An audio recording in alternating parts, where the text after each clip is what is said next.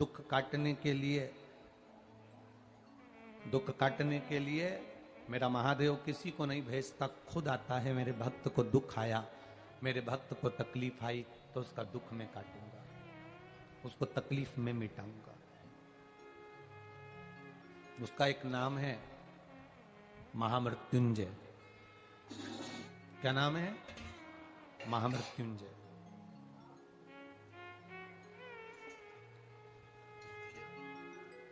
उसका एक नाम महामृत्युंजय, जो मृत्यु पर विजय प्राप्त करे, जो मृत्यु को जीत ले। मौत सामने खड़ी हो, इधर यम के दूत खड़े हैं और इधर मेरा महादेव स्वयं खड़ा है। यम के दूतों की सामर्थ्यता नहीं कि महादेव के सामने अंदर प्रवेश कर जाए। कितना सुंदर कहा है। जब जिंदगी बहुत संघर्ष में चल रही हो, बहुत दुख का जीवन चल रहा हो, बहुत कष्ट का जीवन चल रहा हो, बहुत कष्टमय जीवन चल रहा हो, तब शमी के 5 पत्ते, शमी के 5 पत्ते एक दुर्वा के साथ एक अक्षत चावल का एक दाना, वो भी हल्दी में भिंगोया हुआ हो या केसर में भिंगोया हुआ हो, शमी पत्र 5, एक दुर्वा, एक चावल का दाना, जो दिल से हृदय से बेलपत्री के वृक्ष के नीचे पार्थिव लिंग का निर्माण कर कर मट्टी का शिवलिंग बनाकर प्रदोष काल में, मतलब शाम के समय पर शिवलिंग बनाकर उस पे जल चढ़ाकर, जो ये 5 शमी का पत्र, एक दुर्वा और एक चावल का दाना, अपनी कामना कर कर, जो दुख चल रहा है बाबा से विनय कर कर एक एक पत्ता जब समर्पित कर दे, फिर एक दुर्वा समर्पित कर दे, फिर एक चावल का दाना समर्पित कर दे और बाबा का वहीं पर पुनः विसर्जन कर दे, 3 महीना तो जाने दो, 15 दिन के अंदर वो दुख कटता जरूर है। चाहे कोई भी दुख, किसी भी तरह का दुख क्यों हो। एक बेलपत्र के वृक्ष की परिक्रमा करने वाले को हजारों अश्वमेध यज्ञ का फल प्राप्त हो जाता है, हजारों अश्वमेध यज्ञ का फल प्राप्त हो जाता है।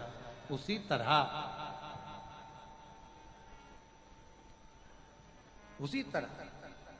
एक पार्थिव लिंग का निर्माण करने वाले को, मिट्टी का शिवलिंग का निर्माण कर कर पूजन करने वालों को 12 ज्योतिर्लिंग के शिवलिंग के दर्शन का पुण्य फल प्राप्त। 2 जल व्यक्ति के जीवन को बदलते। कितने जल? जम के बोलो जरा। 2 जल। एक देवाधिदेव महादेव के लिए भरा गया 1 लोटा जल, और दूसरा है स्वयं के लिए भरा गया 1 लोटा जल। यहां पर अगर बुजुर्ग मेरी माताएं बैठी होंगी, मेरी जीजियां बैठी हैं, मेरे जीजा बैठे हैं, बुजुर्ग जितनी माताएं बैठी हैं, वो पुराने समय का अगर लेख उठाकर देखेंगे तो पुराने समय के लोग भोजन करने बैठते थे ना, तो भोजन करने से पहले अपने पानी के लोटे को भरकर, अपना गिलास भरकर बैठते थे। किसी ने देखा है कि नहीं देखा? जम के बोलो जरा, देखा है आप लोगों ने? पुराने समय के लोग जब भोजन करने बैठते थे, पुराने समय के लोग जब भोजन करने बैठते थे तो अपना पानी का गिलास, अपना पानी का लोटा पहले भरकर आसन लग जाता था। बहू आसन लगा देती थी, बहू खाना बना देती थी, घर की पत्नी खाना बना देती थी, भोजन बना देती थी, घर के लोग भोजन दे देते थे। थाली कोई भी लगा कर ला कर दे, थाली कोई सजा कर ला कर दे, पर घर का जो व्यक्ति खाना खाने बैठता था, भोजन करने बैठता था, वो अपना पानी स्वयं भर कर बैठता।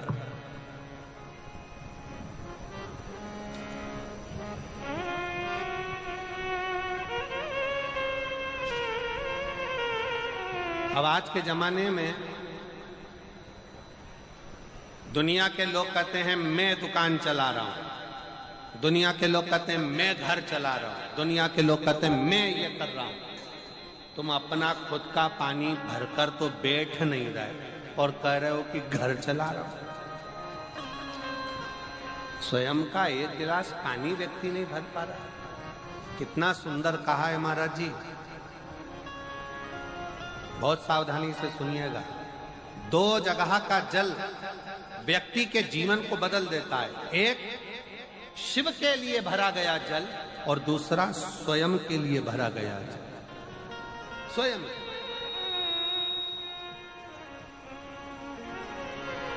शंकर के मंदिर में जा रहे हो, एक लोटा जल अपने घर से भरकर लेकर चले जाओ और अपने घर में जब तुम भोजन करने बैठ रहे हो, जब तुम रोटी खाने बैठ रहे हो, भोजन करने बैठ रहे हो, भोजन ग्रहण करने बैठ रहे हो, जब तुम भोजन को ग्रहण करने के लिए बैठ रहे हो, तब अपने घर में जब तुम भोजन ग्रहण करने बैठ रहे हो तो एक लोटा जल या एक गिलास पानी भरकर बैठो।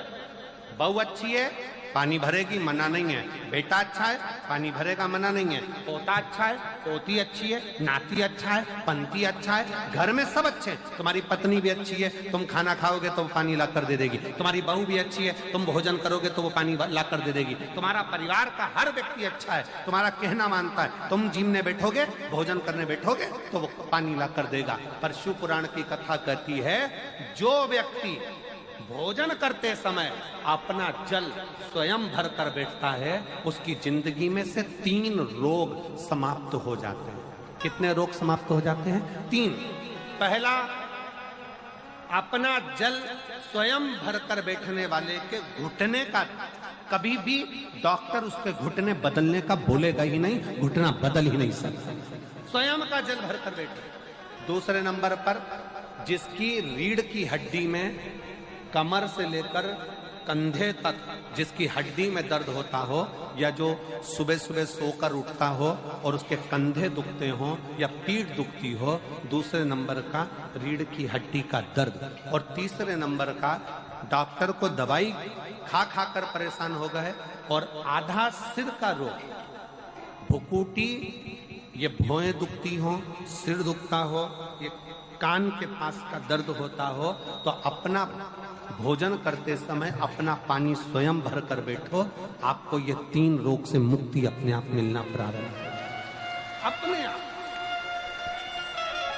अब किसी ने कहा, गुरुजी पत्नी पानी ला कर देती है, पति पानी ला कर देता है, बेटा पानी ला कर देता है, बहू पानी ला कर देती है, पोता पोती पानी ला कर देते हैं, नाती पंती पानी ला कर देते हैं, नौकर लगे घर में वो पानी ला कर देते हैं, सेवादार लगे घर में वो पानी ला कर देते हैं, तो हमको पानी लाना क्यों जरूरी है?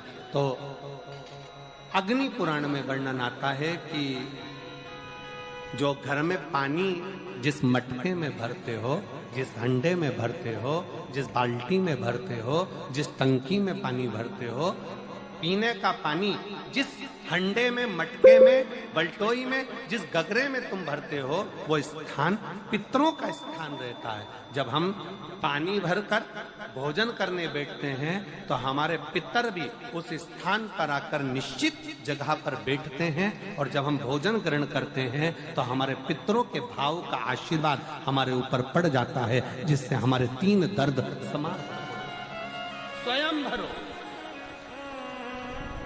स्वयं।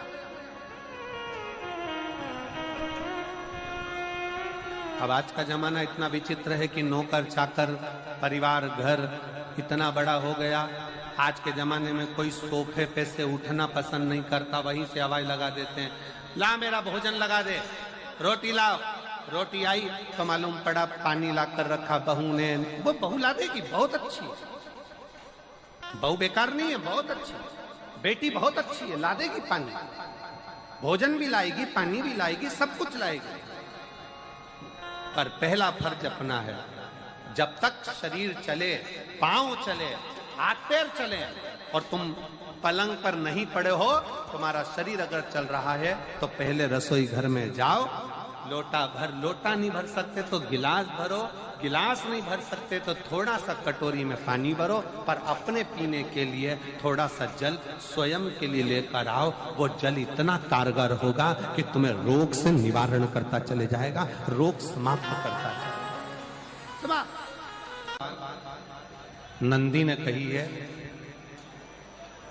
नंदी ने ये बात जो कही वो वास्तव में बड़ी सुंदर है कि मान लो यदि कोई कार्य तुम्हारा हो नहीं रहा और पूरी दुनिया में तुमने कर कर देख लिया, बहुत प्रयास कर कर देख लिया, तो भी वो कार्य अगर तुम्हारा नहीं होता, तो फिर एक काम करो कि शिव की स्तुति करो, शंकर की स्तुति, शंकर का गुणगान, शंकर की भक्ति, शंकर का स्मरण।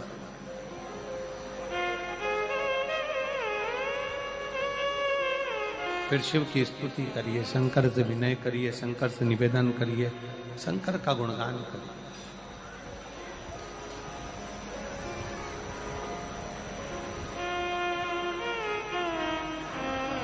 पर भगवान की भक्ति होती कब?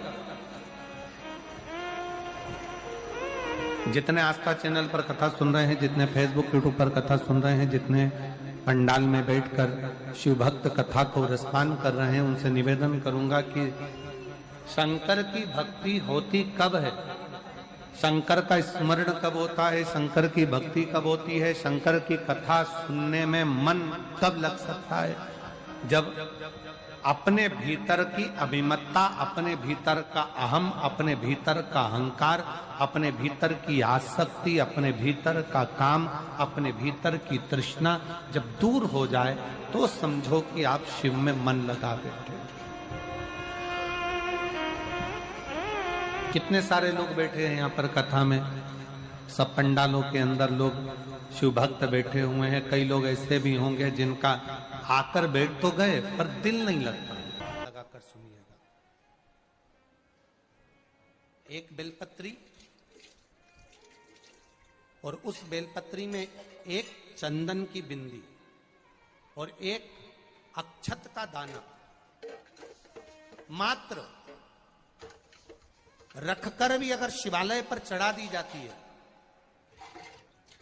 एक बेलपत्री, एक चंदन का बिंदी, और चंदन फिर निवेदन करेंगे। आज के जमाने में तुम लोग सब घिसा घिसाया, पड़ा पड़ाया, डब्बी का सामान ले लेकर, वो नहीं, चंदन की मुठिया रखो, थोड़ा सा भी घिसो, जरा सा भी घिसो, उसकी एक बिंदी और एक चावल का दाना। जब हम भगवान देवाधिदेव महादेव को समर्पित करते हैं, अपनी कामना कर कर समर्पित करते हैं, तो निश्चितता है, पुराण की कथा कहती है, शंकर भगवान उसका फल शीघ्र प्रदान कर देते हैं। भले आपने कुछ करा ना करा, उसका फल तुम्हें मिल जाए। में जाना, लोटा भरकर जल समर्पित करना, और कभी तुम्हारे जीवन में अगर तुमको लग रहा है कि मैं दुखों से पीछा छूट ही नहीं रहा, तब उस जगह पर बेलपत्री के मध्य भाग में पीला चंदन, ये जो पत्ती है और ये दो पत्ती हैं, ये बड़ी पत्ती और ये बीच की जो दो पत्ती है, इसके बीच में जो डंडी का भाग रहता है,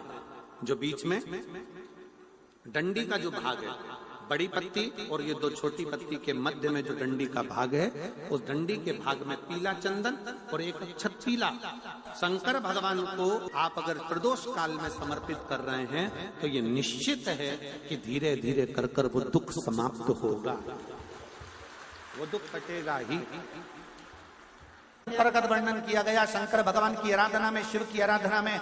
जब तुम्हें लगता है कि तुम्हारा व्यापार नहीं चल रहा, कोई तुम्हें धोखा दे रहा है, लक्ष्मी नहीं आ रही, बहुत चिंता में पड़े हुए हो, बहुत टेंशन में जिंदगी चल रही है, बहुत बीमारियां तुमको घेर ली है और चारों तरफ अंधेरा ही अंधेरा नजर आ रहा है, तुमने विचार करा अब मैं तो मर जाऊं तो अच्छा, मैं सुसाइड कर लूं तो अच्छा, मैं मर जाऊं तो अच्छा। तो मरने से पहले एक काम कर कर देखना, शंकर भगवान की आराधना कर कर देखना, शिव पर एक लोटा जल चढ़ा कर देखना, और ज्यादा चिंता, ज्यादा टेंशन हो तो बेलपत्री के जड़ को घिसकर उसका चंदन बनाकर शंकर को लेपन कर कर उसकी भी आराधना कर कर देखना कि बेल चंदन का फल क्या।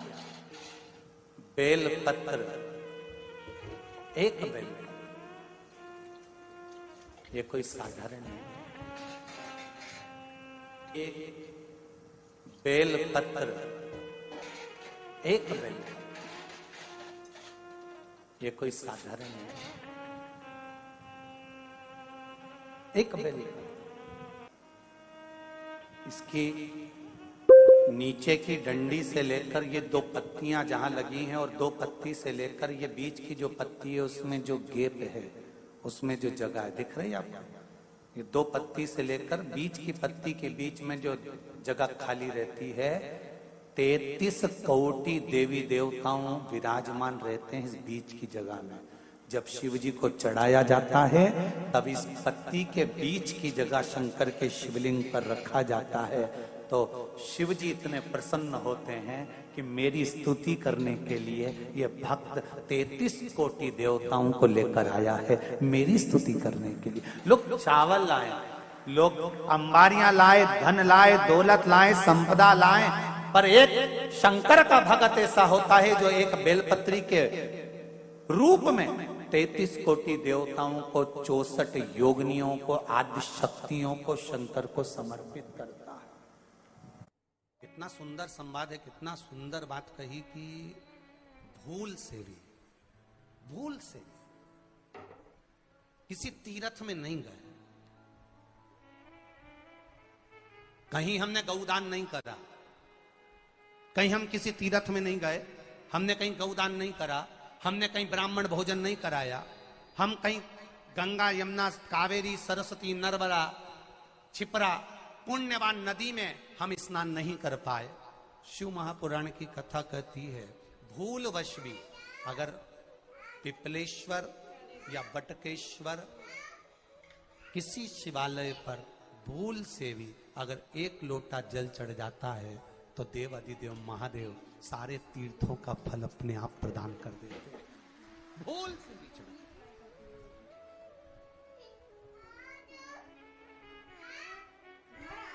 एकांतेश्वर महादेव किसी तीर्थ में नहीं गए,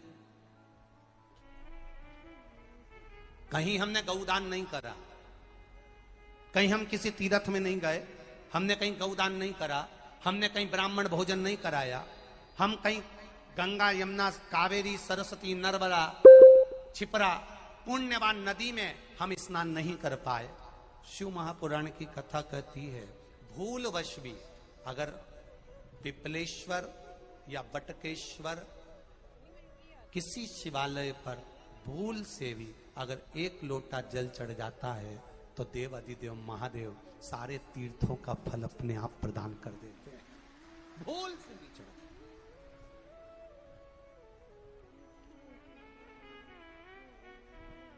एकांतेश्वर महादेव जो कि एकांत में बैठा हुआ है, एकांतेश्वर महादेव अकेला बैठा है अलमस्त होकर। आप जा रहे हो गाड़ी लेकर, आप 4 व्हीलर गाड़ी में जा रहे हो, ट्रैक्टर में जा रहे हो, ट्राली में बैठकर जा रहे हो, क्रूजर में बैठकर जा रहे हो, 2 व्हीलर गाड़ी में बैठकर जा रहे हो और एकांतेश्वर महादेव का मंदिर दिख गया, कोई एकांत में, भले उसका नाम नहीं मालूम तुमको कि कौन सा महादेव, और अकेला बैठा है जंगल में, वृक्ष की छांव में, एक ओटले पर, कोई दीवार नहीं, कोई जाली नहीं, कोई गेट नहीं, कुछ भी नहीं। ये शिव मंदिर में जाकर एक लोटा जल समर्पित करती थी और शास्त्र कहता है कि शंकर के मंदिर में अगर एक लोटा जल कोई एक परिवार का व्यक्ति भी समर्पित कर रहा है तो समझ लेना कि वो अपनी 71 पीढ़ी को पार लगा रहा है। वो अकेला नहीं, 71 पीढ़ी को पार लगा। शिव महापुराण की कथा कहती है जब बच्चा गर्भ में आता है, माता के गर्भ में जब संतान आती है और माता के गर्भ में जब संतान रहती है, उस 9 महीने में स्त्री नारी अगर कहीं शंकर के मंदिर के सामने से निकल जाए या शिवालय का जल स्त्री को मिला हो या शंकर भगवान का कोई प्रसाद या शंकर भगवान का कोई नाम जाप या शंकर भगवान का कोई मंत्र जाप उस स्त्री के कानों में पहुंच जाए तो जो गर्भ में बच्चा होता है वो बच्चा शंकर की कथा तक या शिवालय तक उसको बिना बोले ही वो अपने आप चला ही जाता है, पहुंच ही जाता है। उस गर्भ में रहने वाले बच्चे को भगवान शंकर के मंदिर के सामने से भी कोई गर्भवती स्त्री निकल कर चली जाती है तो उसका भी फल उसको प्राप्त हो जाता है, उसका भी फल उसको प्राप्त हो जाता है। और वो फल साधारण नहीं होता। कितना सुंदर कहा है